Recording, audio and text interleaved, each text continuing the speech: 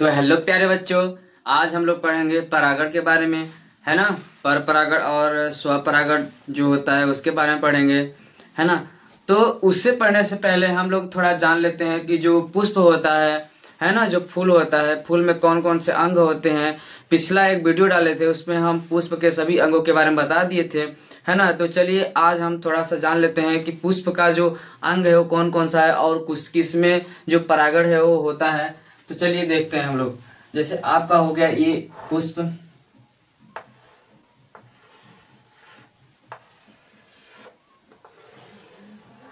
ये हो गया आपका पुष्प, है ना। और जो ये आपका पुष्प है, इसमें ये वाला जो भाग है, ये स्टेमेन वाला भाग है, स्टेमेन वाला भाग है ना।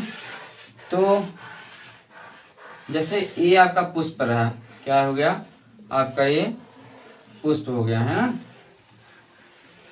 ये आपका पुष्प हो गया। देखिए जो ये वाला भाग है, यहाँ जो बीच वाला भाग है, ये भाग है फीमेल वाला पार्ट। क्या है? फीमेल वाला पार्ट। ऊपर वाला जो भाग होता है इसे बोलते हैं स्टिग्मा। क्या बोलते हैं? स्टिग्मा बोलते हैं, है ना।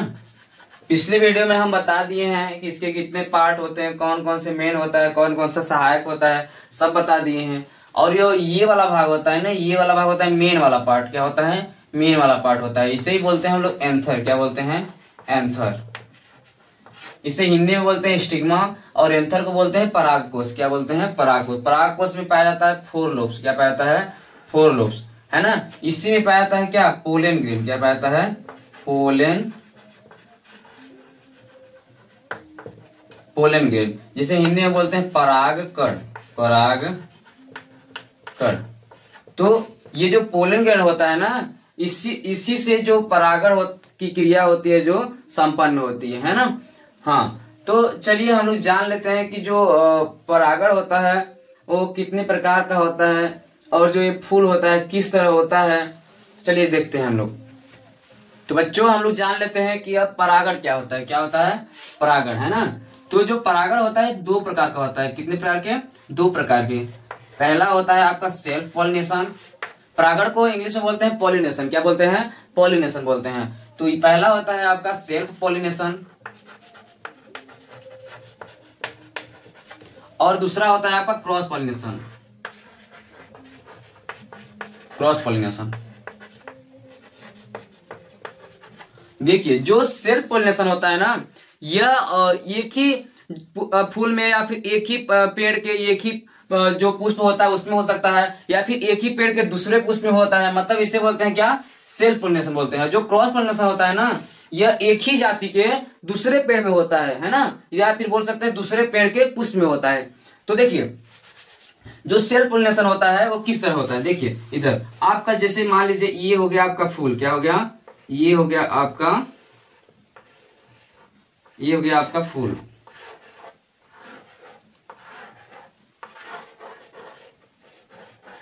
ये हो गया आपका फूल, है ना। तो यहां पर पाया जाएगा पोलन ग्रेन। क्या पाया जाएगा? Pollen grain. जब पोलन ग्रेन उसी पुष्प के स्टिग्मा पर जाता है, कहां? स्टिग्मा पर जाता है। देखिए जो परागण होता है, इसका प्रोसेस क्या होता है कि एंथर से जो पोलन ग्रेन होता है, पोलन ग्रेन जो होता है कहां जाना? स्टिग्मा में। स्टिग्मा में मतलब कि जो एंथर यहाँ पर है, एंथर में पाया जाता है पोलन ग्रेन। जो पोलन ग्रेन होता है यहां से कहां आना? स्टिग्मा तक आना। क्या कहलाता है? पॉलिनेशन कहलाता है। क्या कहलाता है? पॉलिनेशन कहलाता है। पॉलिनेशन कहलाता है। और उसी पुष्प के एंथर से उसी पुष्प के स्टिग्मा तक जब जाता है तो इसे बोलते हैं सेल्फ पॉलिनेशन, है ना। या फिर उसी पेड़ के दूसरे पुष्प में जब यहाँ से दूसरे पुष्प में जब जाएगा तो इसे भी बोल सकते हैं सेल्फ पॉलिनेशन। जब दूसरे पेड़ में, मतलब उसी जाति के पेड़ हो, जब दूसरे पेड़ के पुष्प में जब एंथर से स्टिग्मा में, यहाँ से जैसे मान लीजिए ये आपका एंथर हो गया, है ना। जब यहाँ से जो पोलन ग्रेन है दूसरे पेड़ के पुष्प में जाता है, मतलब उसी जाति के, है ना। तो क्या कहलाता है? Cross pollination. इसे हिंदी में बोलते हैं स्वपरागण और जो क्रॉस पॉलिनेशन होता है उसे इंग्लिश में हिंदी में बोलते हैं पर परागण, है ना। तो चलिए जानते हैं कि इसका माध्यम कैसा होता है। मतलब जो ये पोलन ग्रेन होता है ना, ये अपने से नहीं जाते हैं, इसको जाने के लिए कुछ माध्यम होता है। माध्यम मतलब जैसे आपका हो गया हवा, पानी। तो चलिए हम लोग डायग्राम से समझ लेते हैं कि सेल्फ पोलिनेशन कैसे होता है और क्रॉस पोलिनेशन कैसे होता है ना। तो देखिए दो पुष्प हैं, एक को बोले हम लोग ए और दूसरे को बोले हम लोग बी। दो आपके फ्लावर हो गए, क्या हो गए? फ्लावर हो गए, है ना। ये वाला जो भाग है ये क्या है? आपका एंथर है, और ये वाला जो भाग है क्या है? ये स्टिग्मा है, स्टिग्मा है ना। ये जैसे ये इसमें भी ये है एंथर आपका, और ये क्या है? आपका स्टिग्मा है। देखिए तो सबसे पहले हम लोग जान लेते हैं सेल्फ पोलिनेशन। क्या? Self pollination. सेल्फ पोलिनेशन के बारे में। तो सेल्फ पोलिनेशन वो होता है जिसमें एक ही पुष्प के बीच क्या हो? परागण हो। क्या हो? एक ही पुष्प के बीच, या फिर एक ही पेड़ के दूसरे पुष्प में जब परागण होता है तो क्या कहलाता है? सेल्फ पोलिनेशन, है ना। जैसे मान लीजिए कि एंथर हो गया, है ना, तो उसी पुष्प में, उसी में दोनों पाए जाएंगे, और यहाँ से जो आपका पोलन ग्रेन होगा कहाँ जाएगा? आपके स्टिग्मा तक। कहाँ? स्टिग्मा तक। तो इसे क्या बोलते हैं हम लोग? सेल्फ पोलिनेशन बोलते हैं। क्या बोलते हैं? सेल्फ पोलिनेशन बोलते हैं। जैसे मान लीजिए अब बात करते हैं हम लोग क्रॉस के बारे में। किसके बारे में? क्रॉस के बारे में, क्रॉस पोलिनेशन के बारे में। तो देखिए ये जो पुष्प है दूसरे पेड़ का पुष्प है। किसका? दूसरे पुष्प पेड़ का, मतलब उसी जाति के, सेम जाति के हो। जैसे मान लीजिए कि गुड़हल का है तो गुड़हल के दूसरे पेड़ के पुष्प में परागण हो सकता है ना। तो देखिए यहाँ पर पाए जाएंगे पोलन ग्रेन, और जो ये पोलन ग्रेन किसी माध्यम से, माध्यम कुछ भी हो सकता है, तो किसी माध्यम से जब यहाँ आएंगे इस स्टिग्मा पर, तो इसको क्या बोलेंगे हम लोग? क्रॉस पोलिनेशन बोलेंगे। क्या बोलेंगे? क्रॉस पोलिनेशन बोलेंगे, क्रॉस पोलिनेशन बोलेंगे, है ना। हाँ, तो माध्यम क्या क्या हो सकते हैं? देखिए माध्यम क्या क्या हो सकते हैं? पहला तो हो गया आपका वायु हो सकता है, वायु को बोल सकते हैं हवा। दूसरा क्या हो सकता है? पानी हो सकता है। तीसरा क्या हो सकता है? कीट हो सकता है। कीट जो होता है इंसेक्ट,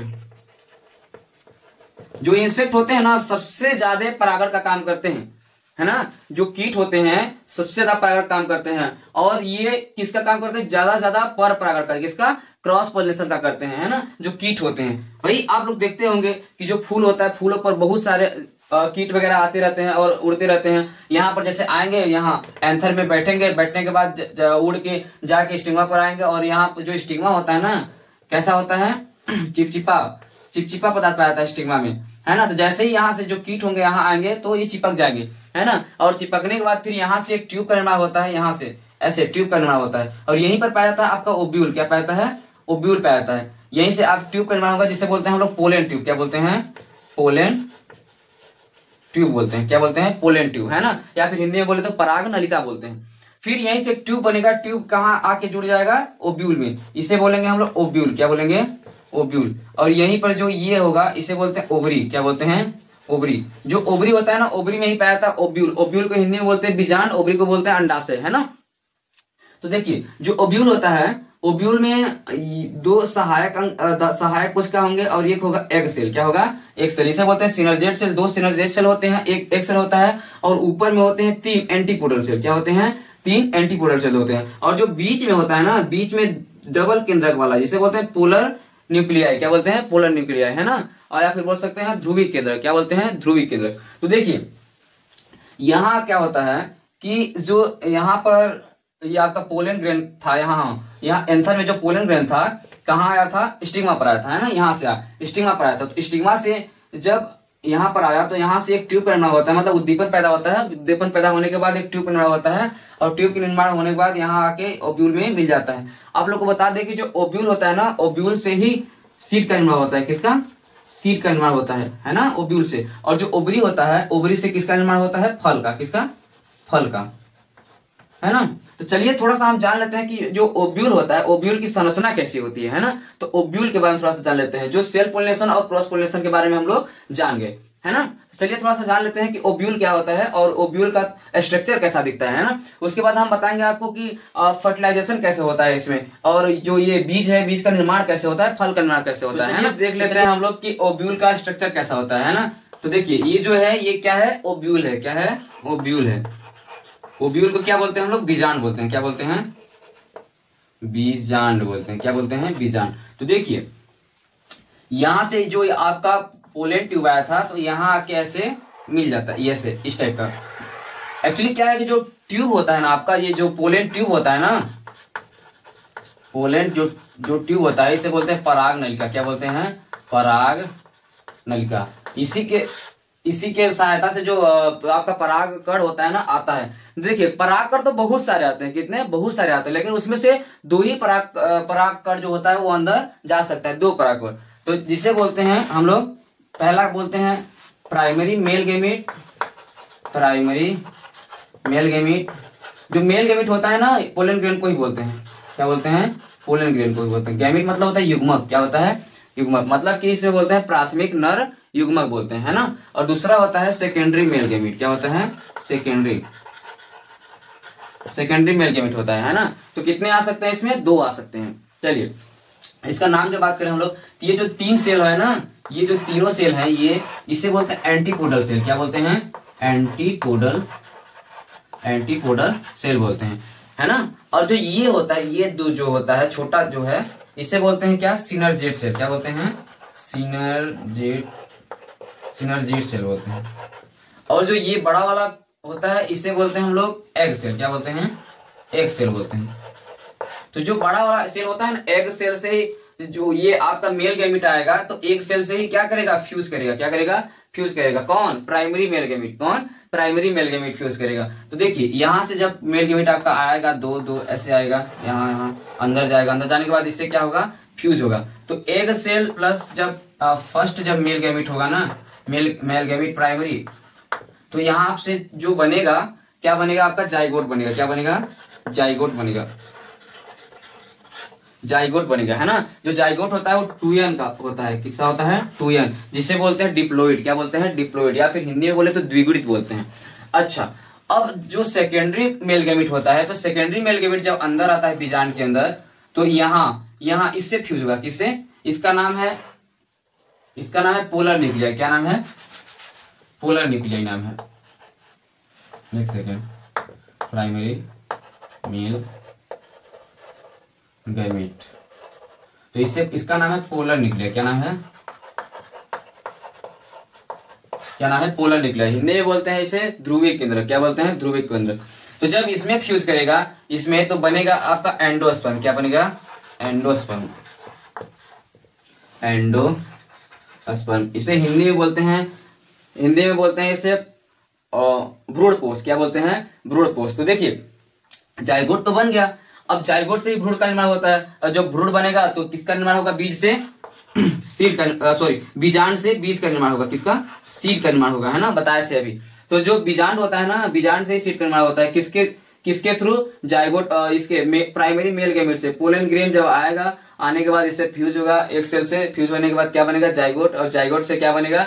एम्ब्रियो बनेगा। क्या बनेगा? एम्ब्रियो। एम्ब्रियो को बोलते हैं क्या? भ्रूण बोलते हैं। क्या बोलते हैं? भ्रूण। और भ्रूण से किसका निर्माण हो जाएगा? फिर सीड का निर्माण हो जाएगा। किसका? सीड का। अब जो एंडोस्पर्म होता है ये क्या काम करता है? ये जो होता है ये पोषण का काम करता है। किसका? पोषण का, मतलब कि खाना देता है। क्या करता है? फूड, खाना देता है, या फिर बोल सकते हैं न्यूट्रिशन। क्या बोलते हैं? न्यूट्रिशन। मतलब कि इसको जैसे पोषण मिलेगा तब तो जो भ्रूण होगा वो बढ़ेगा और जो बीज होगा अच्छे से विकसित होगा, है ना। तो ये रहा आपका ओव्यूल, है ना। जो ओव्यूल होता है वो किस तरह, इसमें ये फर्टिलाइजेशन होता है। तो यहाँ जो जाइगोट होता है, देखिए यहाँ जो प्राइमरी मेल गैमीट और एग सेल दोनों मिलने की जो प्रोसेस होती है ना, इसे बोलते हैं हम लोग फर्टिलाइजेशन। क्या बोलते हैं? फर्टिलाइजेशन, या फिर हिंदी में बोले तो निषेचन बोलते हैं, है ना। तो चलिए अब आगे देख लेते हैं हम लोग। तो चलिए हम लोग कुछ इंपोर्टेंट पॉइंट के बारे में जान लेते हैं, है ना। तो देखिए सबसे बड़ा पुष्पक्रम जो होता है वो किसका होता है? रेफ्लेसिया पुष्प का। किसका? रेफ्लेसिया पुष्प का, है ना। जो रेफ्लेसिया पुष्प होता है उसका सबसे बड़ा पुष्प होता है, सबसे बड़ा।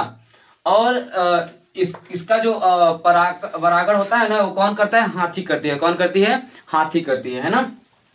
अब देखिए जो सबसे छोटा पुष्प होता है वो किसका होता है? बुल्फिया होता है। किसका होता है? बुल्फिया होता है। बहुत छोटे छोटे होते हैं, हरा हरा होता है, उसके पुष्प होते हैं, है ना। और जो सबसे लंबा पुष्पक्रम होता है वो किसका होता है? एगियो पुष्प का। किसका? एगियो पुष्प का होता है ना। और चलिए बात करते हैं हम लोग आगे। तो जो सबसे लंबी वर्तिका होती है, वर्तिका स्टिग्मा एंड स्टाइल, तो किसका होता है? मक्का के बीज का। किसका? माइज का। किसका? माइज का, है ना। हाँ, अब बात करते हैं हम लोग सबसे बड़े परागकण का। किसका? सबसे बड़े पोलन ग्रेन का। तो सबसे बड़ा पोलन ग्रेन किसका होता है? मिराबिलिस का। किसका? मिराबिलिस जो पुष्प होता है उसका सबसे बड़ा जो परागकण है वो होता है। और हम लोग बात करते हैं आगे, तो सबसे लंबे परागकण जो होते हैं, परागकण सबसे लंबे जो परागकण होते हैं वो किसके होते हैं? जोस्टेरा के होते हैं। किसके? जोस्टेरा के होते हैं, है ना। तो ये रहे आपके इंपोर्टेंट पॉइंट। और हम लोग आज पढ़ चुके हैं कि जो सेल्फ पोलिनेशन है और जो क्रॉस पोलिनेशन है वो कैसे होता है और किस प्रकार के पुष्प में होता है ना। जो पुष्प होते हैं ना वो दो प्रकार के होते हैं, थोड़ा सा छूट गया था, दो प्रकार के होते हैं। कौन कौन से? एक होता है यूनिसेक्सुअल और एक होता है बाइसेक्सुअल, है ना। जो यूनिसेक्सुअल होता है उसमें एक ही पार्ट होते हैं। क्या? एक ही पार्ट, या फिर बोल सकते हैं स्टेमेन वाला पार्ट होता है, या फिर पिस्टिल वाला पार्ट, या फिर बोल सकते हैं कि ये स्त्री केसर वाला या फिर पुंग केसर वाला, है ना। और जो बाई सेक्सुअल होता है या फिर द्विलिंगी पुष्प, तो उसमें दोनों होते हैं, नर वाला भाग भी और मादा वाला भाग भी, है ना। तो जो नर वाला भाग और मादा वाला भाग जिसमें होंगे उसमें सेल्फ पोलिनेशन होता है, और जिसमें एक ही भाग होता है उसमें क्रॉस पोलिनेशन होता है। क्या होता है? Cross pollination. मतलब कि दूसरे तरफ से जो पोलन ग्रेन होगा उसमें आएगा और फिर पोलन ट्यूब ट्यूब के बाद फिर उसके बाद ये एक सेल से फर्टिलाइज करेगा। उसके बाद फिर आपका ये बनेगा जाइगोट बनेगा। जाइगोट बनने के बाद आपका एम्ब्रियो, एम्ब्रियो के बाद फिर क्या बनेगा? सीड बनेगा, है ना। तो चलिए आज के लिए इतना ही, धन्यवाद।